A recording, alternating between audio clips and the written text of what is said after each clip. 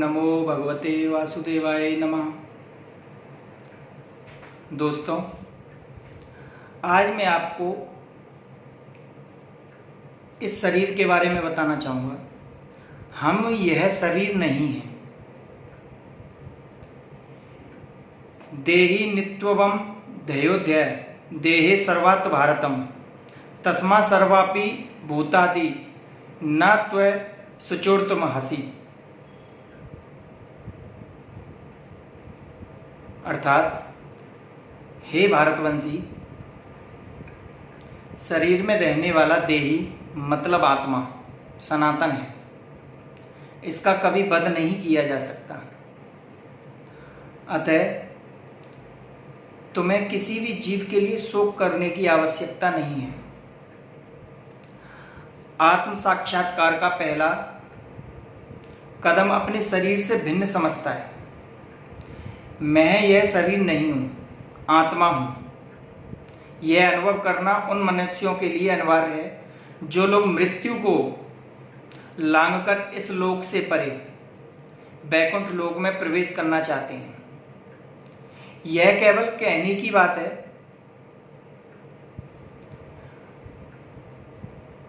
नहीं है, बल्कि अनुभव करने की बात है। श्री कृष्ण भगवान मद् भागवत गीता में कहते हैं कि हमारे सभी दुख शरीर के साथ हमारी गलत पहचान के कारण है।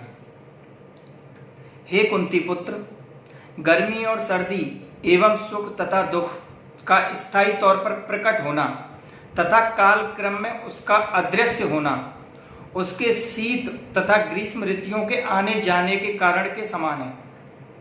हे भरतवंशी, वे इंद्रिय बोध से उत्पन्न होते हैं और मनुष्य को चाहिए कि वह अब विचल भाव से उनको सहन करना सीखे।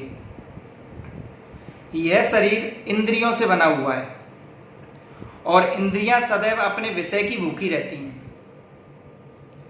जब आंख किसी सुंदर व्यक्ति को देखती हैं तो हमसे कहती हैं, अरे वहां एक सुंदर लड़का खड़ा है या एक सुंदर लड़की खड़ी है, वहां चलकर देखो। तो कान हमसे कहते हैं, वहां बहुत अच्छा संगीत बज रहा है, उसे सुनने चलो। जीभ कहती है कि वहां स्वादिष्ट भोजन पक रहा है और उसका भोजनालय है, वहां चलो।